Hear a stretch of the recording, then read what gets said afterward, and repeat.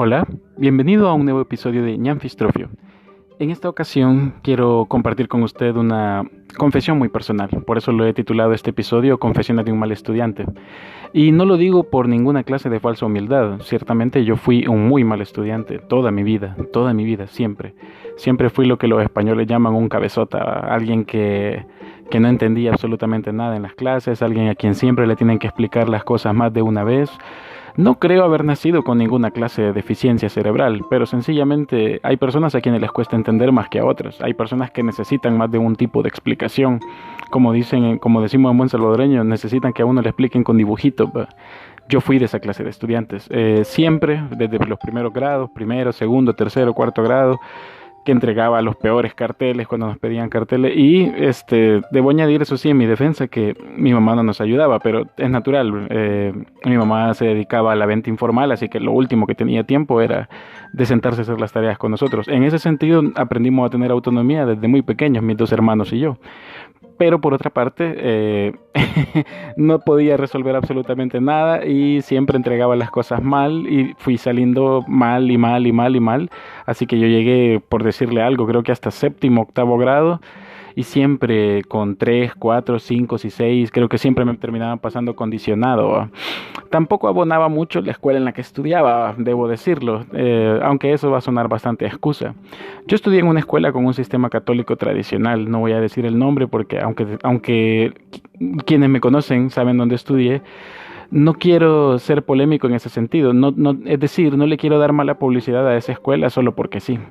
Pero yo siento que en buena parte la escuela no abonaba porque tenía ese sistema, no sé si franquista, pero muy apropiado de los sistemas católicos, perdón que lo diga, pero es la verdad, que es eso de clasificar a los niños. Yo estudié todavía en esa clase de educación tradicional, que en la sección A están los mejores, en la sección B están los regulares, en la sección C están los malos o los deficientes, y a la tarde, al turno de la tarde, mandan a los peores, que también tienen su propia pseudo clasificación o subclasificación sería en este caso, siempre en el A los mejores, en el B los regulares, en el C los deficientes.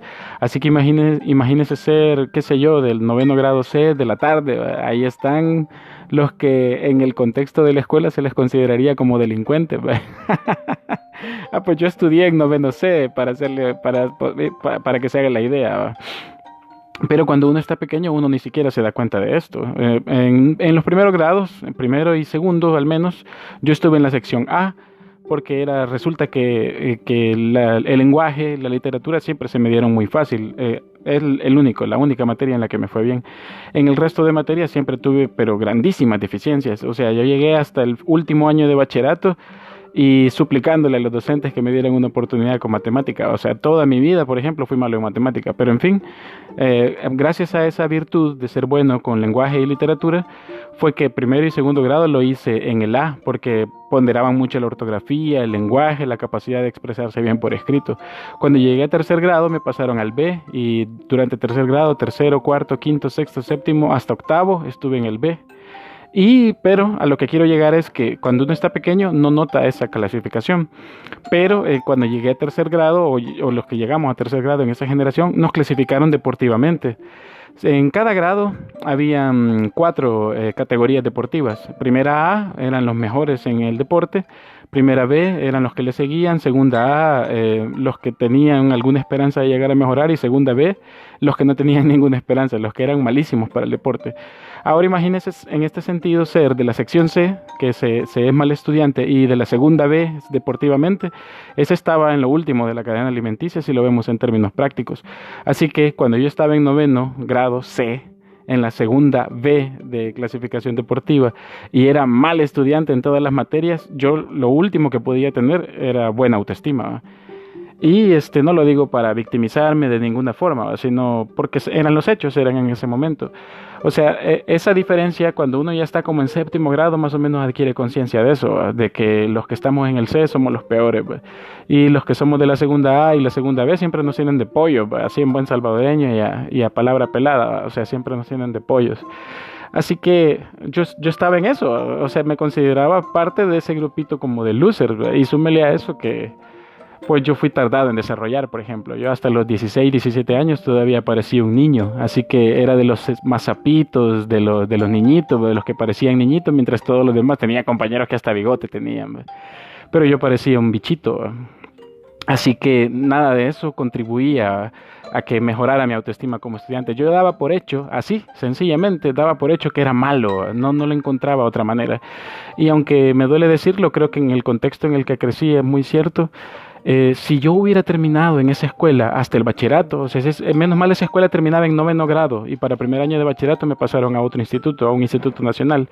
Pero si hubiera tenido esa escuela bachillerato y yo hubiera terminado el bachillerato ahí, con toda seguridad estoy 100% seguro que hubiera salido, pero malo, muy malo. Hubieras terminado el bachillerato creyendo que de verdad era un bueno para nada. Pero bueno, por fortuna me cambiaron para el bachillerato y al instituto al que fui a estudiar, que no era religioso, sino laico, no era por sistema de clasificación, sino por orden de llegada, o sea, según el momento en el que me matricularon, en ese momento, en esa sección que daba, fue un respiro para mí, totalmente. En bachillerato, muchos de los grandes amigos que he hecho en mi vida y algunos que siguen siendo amigos míos todavía, por cierto, saludos a Jason, saludos a Marcos del Centro Escolar Damián Villacorta, que fueron compañeros míos, y siguen siendo mis amigos. Entonces, muchas de las grandes amistades que hice, saludos a Becky también, que también sigue siendo mi amiga. Terminamos el bachillerato y seguí teniendo muchas amistades. Varias amistades sólidas las hice en el bachillerato. Y en el bachillerato, como volví a escribir mi pasado, se podría decir, traté de fingir que había sido buen estudiante. Eso, la verdad, en cierto modo sirve, en el entendido de que a veces se nos cae la mentira, pero a veces las mentiras comienzan a cobrar cierto grado de verdad. Y en mi caso personal, pues ya era bueno en lenguaje, comencé a ser bueno en sociales, comencé a ser bueno en la mayoría de materias que no requerían operaciones prácticas, porque la matemática, si algo tiene, es que tiene verdades absolutas, aunque suene raro decirlo, pero creo que es así. Si no me equivoco, fue el Ernesto Sábato de Uno y el Universo quien lo afirmaba, que la matemática no miente, ¿va? En la matemática hay una verdad subyacente, por eso muchos le huyen, ¿va? Porque las operaciones no pueden mentir, las operaciones solo nos pueden llevar irremediablemente a su verdad subyacente, ¿va? Pero en fin, yo igual terminé el bachillerato y seguí siendo malo, igual seguí siendo malo en el deporte. Desde pequeño me lo había creído durante 9 años, desde primero a 9º grado me lo había creído. Llegué al bachillerato y yo nunca mejoré en el deporte, ¿va? Llegué a la universidad y nunca, o sea, sí volví a practicar deportes, pero ninguno de los que me enseñaron en la escuela, ¿va? Yo había quedado marcado de por vida de que era malo en eso. No en ese sentido voy a renegar, yo sé que hay muchos que logran superar eso, ¿va? Yo creo que no pertenezco a esa clase de personas. Ahora bien, sobre si es bueno o malo el sistema de clasificación, ahí va a depender un poco de su ideología política, seamos francos, porque para mí tiene mucho de fascista ese sistema. Por un lado, si lo vemos desde un punto de vista utilitarista, hay una ventaja, porque si en el A están los mejores, bueno, imagínense que yo cuando estaba en 9º, llegaron los de la sección A, llegaron a estar hasta 12 o 13 temas, dependiendo de la materia, adelantados a nosotros. O sea, los docentes tenían que rebajar su sistema, tenían que ponerse a nuestro nivel. Y acuérdese que si solo hay malos y malos y malos en un solo grupo estudiantil, jamás van a crear sinergia, pero jamás. ¿Ve? Y la sinergia es un punto importante para que los estudiantes crezcan también, porque somos seres colectivos, pues somos seres sociables. Y obviamente en el A estaban todos los mejores, había una especie de profecía autocumplida, por supuesto que iban a haber mejores, y de entre los mejores, los que fueran mejores de los mejores, ahora imagínense, ellos tenían un futuro brillante asegurado. En cambio, ser el mejor entre los peores, a lo sumo podría ocasionar burla, de que a uno lo trataran del nerd o algo. No lo digo porque yo lo haya sido, sino porque, pues imagínense el ambiente deplorable que podía haber en la sección C en comparación con el ambiente mucho más equilibrado y académico que podía haber en una sección A, y equilibrada en todos los sentidos, incluidos los emocionales. Pero en fin, creo que me he emocionado con esto y me he desviado bastante del tema. Total, para segundo año de bachillerato, bueno, debo añadir que lo que yo compensé, como decía, lo que no podía compensar como buen estudiante, lo compensé con proyección institucional. Comencé a participar como era bueno, con lenguaje, con la expresión oral y escrita y esa clase de cosas. Bueno, ahorita mismo no digo que yo sea, la voz del locutor, no, pero creo que me expreso bien a que si estuviera haciendo una explicación de matemática, ¿va? Pero total, Me vendí muy bien, digamos, vendí la moto, como diría, como maestro de ceremonias, como alguien que le gustaba la oratoria, la declamación, esa clase de cosas. Así que digamos que eso ayudó a mejorar mi imagen personal, mi autopercepción en el bachillerato. Pero en bachillerato también adquirí una nueva práctica que no la tenía de primero a noveno grado, y fue el hecho de comenzar a leer más, comenzar a leer los libros de texto. En noveno, de noveno para atrás, en la escuela católica, así la vamos a caracterizar, en la escuela católica, porque eso era, ni digo el nombre para no hacerle la mala publicidad, pero pues sí. La escuela católica en la que estaba nos tenían tan regulados estrictamente, bueno, nos hacían numerar las páginas y nos revisaban los cuadernos para que no arrancáramos páginas de los cuadernos. No digo que usted tenga que hacerlo o que tal vez hay que permitir que los niños arranquen las páginas de los cuadernos, no es esa reducción al absurdo. El punto es que nos tenían tan controlados que yo solo leía estrictamente lo que se nos dejaba. No sobrepasaba eso, así que yo no tenía ningún interés en avanzar académicamente hacia nuevos rumbos. Y nunca se nos incentivaba como a contradecir las verdades absolutas, entre comillas, que nos daban los maestros. O sea, para mí, ahora lo recuerdo quizás con cierto nivel dramático, tenía mucho de carcelario. Para mí parecía mucho un régimen carcelario. Así que, como esa libertad, o sea, esa prisión había desaparecido para bachillerato y tenía una libertad académica mucho más grande, comencé a adquirir una costumbre, que era la de leer los libros de texto completitos. O sea, el libro de texto que me dejaron, bueno, libros de texto lo llamamos en El Salvador y no sé, o en mi tiempo se lo llamábamos así a los libros que nos dejaban por las materias. En el caso de bachillerato nos dejaban los de la colección Cipotes. No sé cuáles se utilizan ahora, pero bueno. Pero depende de la materia, ya me acordé, nos dejaban uno de Liborio para matemática y así. Bueno, había según la materia nos dejaban de un autor en particular y de una editorial en particular.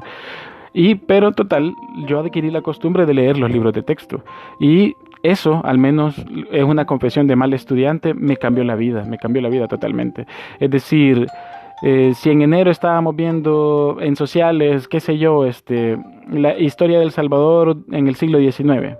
Entonces ya para cuando llegaba al 80% del libro de texto ya estaban hablando de la guerra civil en El Salvador, digamos.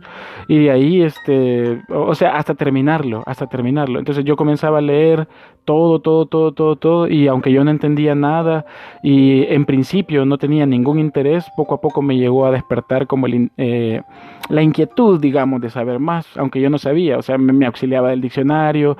Le hablo de una época en la que yo no tenía ni acceso a internet ni computadora, y creo que era muy general, casi nadie lo tenía. El que tenía compu, uno consideraba que estaba muy bien, ¿va? Yo supongo que en los colegios de clase media para arriba era diferente la cuestión, pero eso era en mi contexto.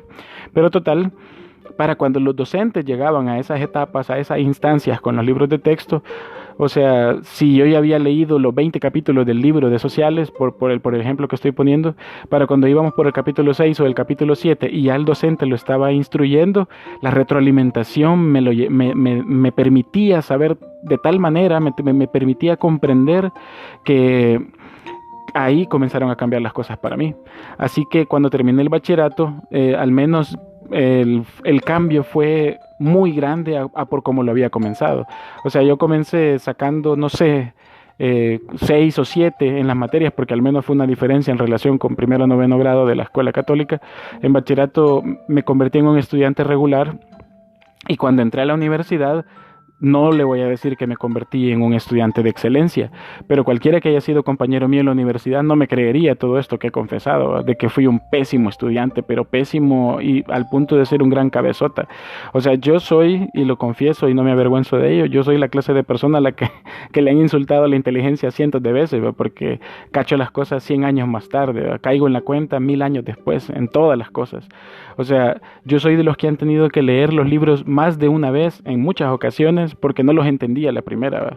Soy la clase de persona que siempre preguntó sin sentir vergüenza, incluso si preguntaba alguna estupidez, ¿va? Y me movían casi siempre, no casi siempre, quizá en el 99% de veces, ¿va? Para darme crédito en ese sentido, porque sé que fue así y es mi vida, ¿va? Que siempre me movía una duda genuina para lo que me hacía preguntar, o sea, y yo tuve compañeros en la universidad, sobre todo, que pensaban que yo preguntaba por fanfarronería, por fregar, por matar el tiempo, no sé, por importunar, por cualquier cosa. A nadie se le ocurría que preguntaba por genuinas dudas. Y si dejaban un material, y yo padezco mucho de insomnio, duermo muy pocas horas, todas esas horas sin dormir, toda esa cantidad de horas sin dormir, siempre las aproveché para estudiar.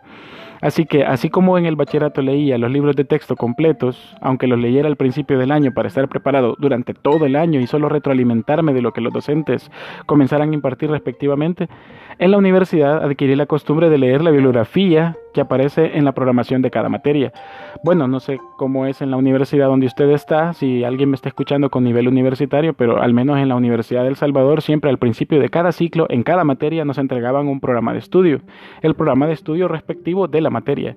Al final del programa, que contemplaba la programación de los módulos, los temas que se iban a tratar, los trabajos, el valor de los parciales, los porcentajes de los trabajos en equipo, etcétera, si había algún tipo de exposición, y al final una bibliografía, que lo usualmente por materia suelen ser 6, 7 libros, a veces, no siempre, porque una buena parte de veces no fue así, a veces la mayoría están en la biblioteca central de la universidad, en otras ocasiones tocaba descargarlos por internet, pues yo hacía las dos cosas, descargar, conseguir los PDF por internet o buscar los libros en la biblioteca central. Muchos los fotocopié, otros los leí así en PDF, en cibercafé, porque en aquellos años no tenía ni computadora, y así estaba, y leía más de una vez, a veces 2, 3 veces, autores que no les entendía absolutamente nada, pero los volví a leer, yo empecé estudiando periodismo en la Universidad de El Salvador, primer año, pasé las 10 materias y me di cuenta que esa no era mi carrera y me cambié a la licenciatura en letras.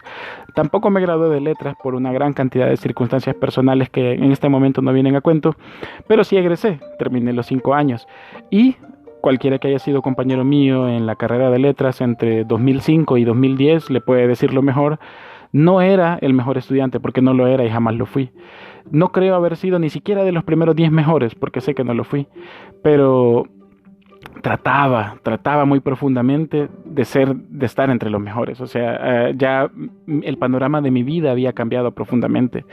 Si dejaban, qué sé yo, un módulo de narratología, que en letras se estudia mucho, la estructura, el análisis estructural de los relatos, yo estudiaba a todos esos autores, que Greimas, que Barthes, que Bernstein, que Trubetskoy, no sé, ahorita se me vienen solo apellidos a la mente porque esto fue hace tantos años, 2005, 2006, pero yo los estudiaba, era mi única manera. Entonces, para cuando los docentes venían a dar la materia, yo ya tenía leída la bibliografía y eso me ayudó a mí a crecer muy profundamente. De repente ya estaba leyendo autores derivados. En literatura, si nos decían la literatura del periodo tal, los románticos, digamos, nos daban 2, 3 autores. Entonces yo venía e investigaba todo el romanticismo y decía, el romanticismo francés fue así, el romanticismo inglés fue así, el romanticismo en España fue de esta manera, el romanticismo en América Latina fue de esta manera. Entonces comenzaba a estudiarlo de manera integral. No me cansé. Y después de tantos años y de tanta costumbre, se me hizo, ¿cómo decirlo? O sea, se me hizo un hábito el amor al conocimiento. Por fin había llegado al punto de curiosidad de que el conocimiento nuevo y adquirido era una recompensa. Pero fueron años y años de quemar pestañas. O sea, no hubo ninguna clase de atajo, no hubo ninguna solución mágica, no encontré la orilla azul de la vacinica. Es más, todavía a estas alturas sigo leyendo por placer, sobre todo. No tengo esa capacidad técnica como muchos la tienen, y mis respetos para quienes la tengan, de tener una opinión tan sensata y tan docta y tan compleja sobre un tema literario. Yo la tengo lo más superficial, tal vez no demasiado superficial, porque pues por algo tanto año he quemado la pestaña, pero no tengo esa capacidad inventiva, ni genialidad, ni eso que muchos otros tienen de una crítica bien certera, como si lo hubieran estado razonando toda la vida, pero la responden en el momento. Yo, como decimos en buen salvadoreño, me hago la rebusca, pero la recompensa del conocimiento me hizo querer saber más, y esa fue quizás no fue una, sino la más grande de las ganancias. Entonces, para mí leer una hora diaria es o sea, si hay un día sin leer, para mí es un día perdido. Entonces, yo todos los días leo una hora diaria y escribo una hora diaria para aprender y reforzar mi capacidad de expresarme. Y bueno, aunque me había perdido varios días de estar haciendo estos episodios, todos los días también estaba haciendo un episodio de podcast durante la cuarentena como una forma de autoimponerme un reto más, una forma de crecer. Es cierto que no tengo ni audiencia, ni tal vez tengo la mejor manera de expresar mis ideas, pero esto siento yo que es una ganancia de crecimiento y de retroalimentación personal en todos los temas y conocimientos que tengo. Así que estas son las confesiones de alguien que fue un mal estudiante toda su vida. Alguien que toda su vida creyó que era un bueno para nada, y no es que ahora sea bueno para algo, pero de ese bueno para nada de 13, 14 años que de verdad creyó que no iba a servir para nada en la vida. Al menos ahora sé que tengo un par de talentos y que con esfuerzo y voluntad y mucha disciplina se puede llegar mucho más lejos. Hay personas que me dicen, ¿y vos por qué no trabajas de tal cosa? ¿Y vos por qué no haces tal cosa? ¿Y vos por qué no? Porque quizá al oírme hablar piensan, puche, que este ha de saber un montón, pero no crea. Bueno, yo recuerdo, por ejemplo, ya voy a cerrar este tema porque creo que me he extendido demasiado. Yo recuerdo que tuve compañeros, qué sé yo, en tercero o cuarto año de la universidad, que decían, oh, no estudié para el parcial de ahora, y bien tranquilo, como estirándose, ¿va? Como quien no quiere la cosa. Y cuando hacían el parcial sacaban 8, 9. Yo no decía nada, ¿va? No me ufanaba de decir, no, yo no estudié, no. Mejor me quedaba callado o bromeaba con el tema porque también era válido, pues. O decía, hey, qué bueno, me llega, me alegro. Pero yo el día anterior tal vez no había dormido toda la noche quemando la pestaña unas 7 u 8 horas, las que bien me habrían servido para dormir, ¿ve? Y llegaba y tal vez me sacaba un 7, un 8, un 9, más de alguna vez saqué un 10. No creo que no peco de orgulloso al decirlo. Pero ese 10 o ese 9 o ese 8, fueron horas y horas y horas, y a veces después de fin de ciclo para mí seguía eso, o sea, para mí no había descanso de ciclo, siempre seguía estudiando una y otra vez, porque sentía que si no iba a dejar alguna materia, así me daba. Si yo me daba sosiego solito, si yo me permitía un solo día fallar con esa disciplina, el cabeza dura que soy iba a volver de nuevo a la palestra, ¿va? Y era algo que yo tenía que impedir a toda costa. Es como haberse vuelto una especie de atleta, pero atleta cerebral, ¿va? Y ahora tengo amigos que creen en mí profundamente, y yo siempre les agradezco eso, que creen que de verdad soy algún tipo de nerd, o que creen que yo tengo un potencial aquí o un potencial allá. Y están los amigos de toda la vida, los que saben cómo me ha costado todo esto, cómo ha sido un proceso personal. Así que no digo todo esto para decirle ahora, oh, mire, ahora yo soy bien nerd. No, para nada. Lo digo ahora para que tal vez alguien que me esté escuchando, que siempre ha salido mal en, no sé, en las materias de la universidad o en las materias del bachillerato o en lo que sea que esté estudiando, y siente que no puede y siente que por qué no le entra en la cabeza todo eso, se lo digo a título personal, sí cuesta, pero se puede. Con mucha voluntad, eso sí, con mucha voluntad, y como vuelvo a repetir, no hay atajos. Tiene que aprender a amar el conocimiento. Cuando se ama el conocimiento, la recompensa del conocimiento es saber más, y se vuelve un ciclo infinito. Y la curiosidad se vuelve una adicción. Yo por eso la tomo como mi lema personal para Ñanfistrofio. La curiosidad es una adicción, y eso lo sostiene a uno. Y usted quiere ver, así como le gusta saber más de las series que ve o de las películas que ve, o sabe más de música, de grupos musicales, así también puede amar el conocimiento de la literatura. Bueno, ese es mi caso. O así puede amar el conocimiento de su respectiva área de conocimiento. Estoy seguro de que sí, estoy seguro de que se puede. Puede convertirse usted en un friki de su área, y no es imposible. Y es un día a la vez, un día a la vez. Si usted lee 10 páginas diarias, solo 10 al mes, son 300 páginas. No subestime esos pequeños logros, esas pequeñas metas de cada día. El método Pomodoro a mí me ha servido una gran cosa. El método Pomodoro es que usted durante 25 minutos, se concentra en una tarea y luego descansa 5 minutos. Y ese ciclo lo repite durante 4 Pomodoros hasta tomarse un descanso amplio de 15 minutos. Con el método Pomodoro y una gran voluntad, yo he durado hasta 16 o 18 horas cuando me ha tocado hacer trabajos muy grandes. Trabajos por los que gano dinero, por supuesto, a estas alturas de mi vida, que me dedico a la corrección de estilo. Así que ya ve, todo es cuestión de encontrar su método personal. Creo que esto mejor lo hubiera titulado método y técnicas de estudio, pero no hubiera sido honesto. Yo no soy el mejor ejemplo para los métodos y técnicas de estudio. Yo encontré mi manera de obligarme, de forzarme, de llevarme hasta el siguiente nivel, y es la única manera que encontré y que me sirvió. Y solo he contado todo esto acá, pues, para darle ánimos a quien quiera que me esté escuchando y que tal vez no le vaya tan bien en los estudios, para darle ánimo de que sí se puede, y que estoy seguro que con paciencia y voluntad podría llegar a lograr alcanzar la excelencia. No podría, lo puede hacer. Estoy seguro de que lo puede hacer. Perdón que ahora suene como motivador profesional, pero estas son mis confesiones en esta ocasión. Ya mañana vuelvo a mis temas habituales, frikis de mi Torre de Marfil, ya que amigos a título personal me han dicho de que yo debería de hablar de tal o cual tema político. Pues no, en este momento no me interesa. Mañana vuelvo a mi Torre de Marfil y si me ha escuchado hasta aquí, le agradezco mucho. Gracias por acompañarme. Espero que también me pueda acompañar en el siguiente episodio. Así que hasta pronto.